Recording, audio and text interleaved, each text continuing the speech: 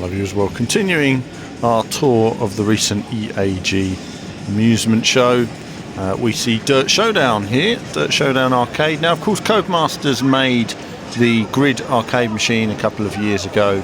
I say a couple of years ago, it was back in 2012 I believe, 2011, sometime around then.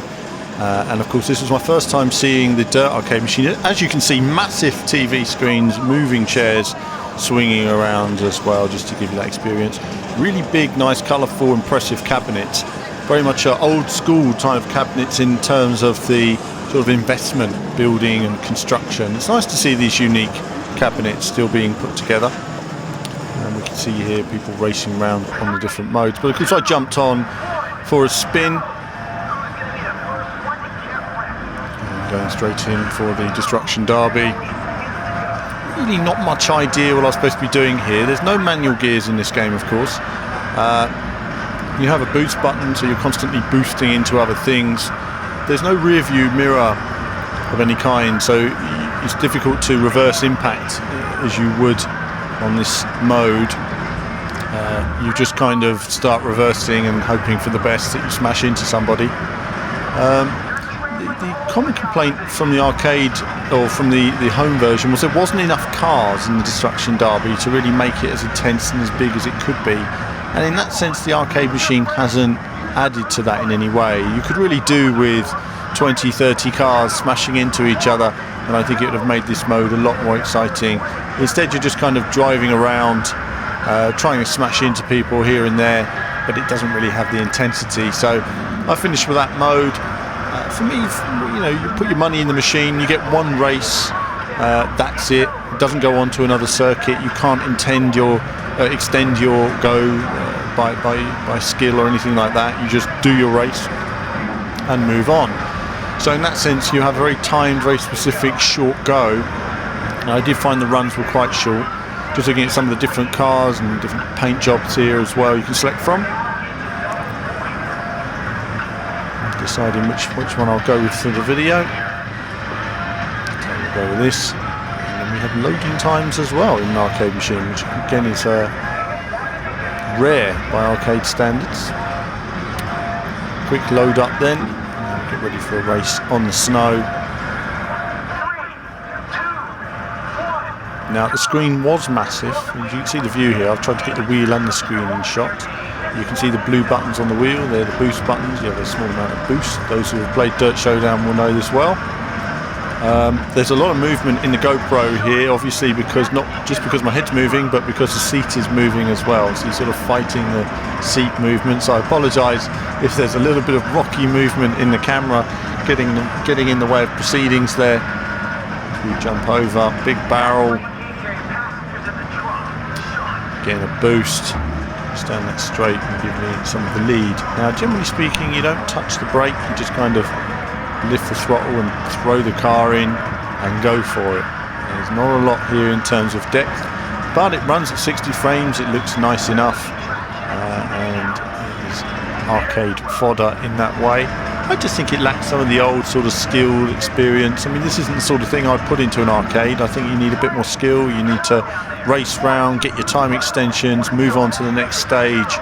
Really feel like that you have some input though. I think, you know, needing to use the brake, manual gears, everything, it added to the challenge of an arcade machine. Of course, arcades have now lost their way. Many would say that arcades weren't needed anymore, but isn't actually the case. The reality is that the arcade companies, or whoever was in charge of them, didn't have a clue what they were doing and didn't understand the concept of what people expect in an arcade game.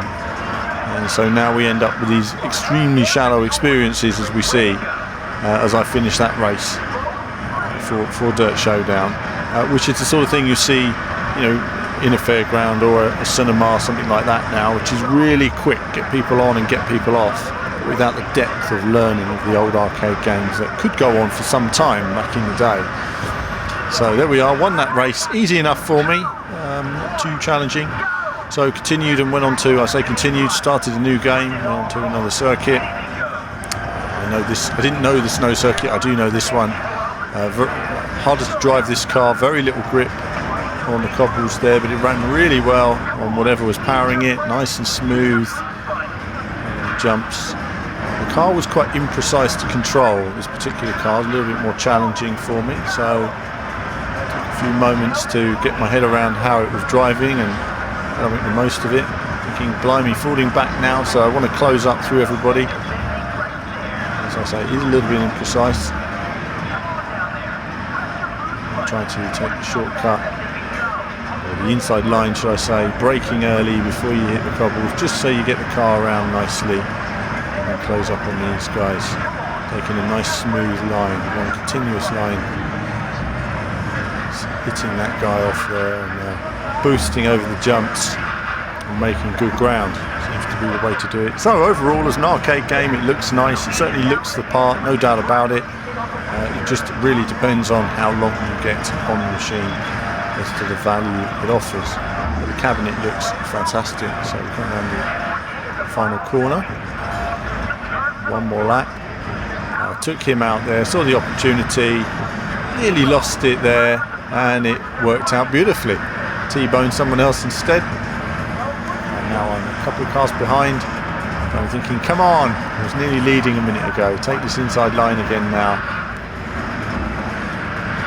And yeah, I'm taking the inside line.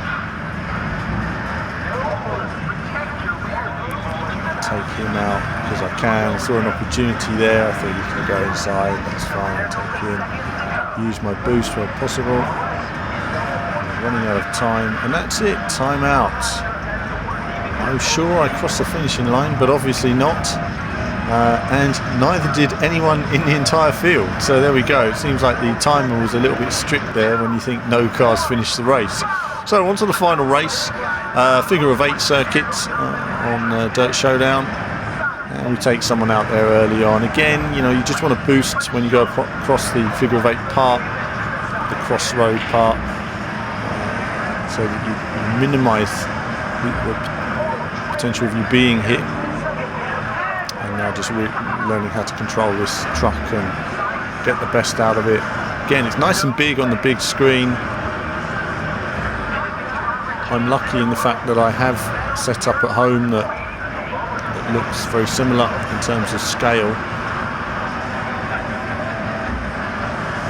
But yeah, you actually need to use your brake there. I think that was the first time I was pretty much using my brake.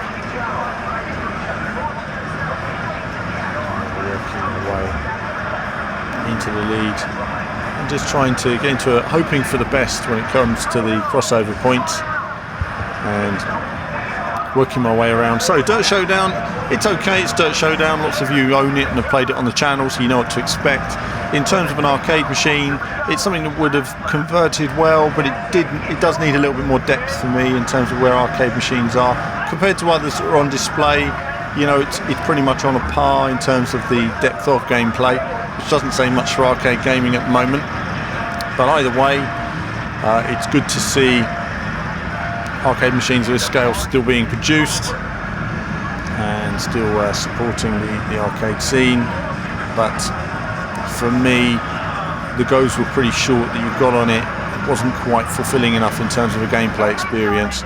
But that's it for the Dirt Showdown coverage, and there'll be more from me very soon.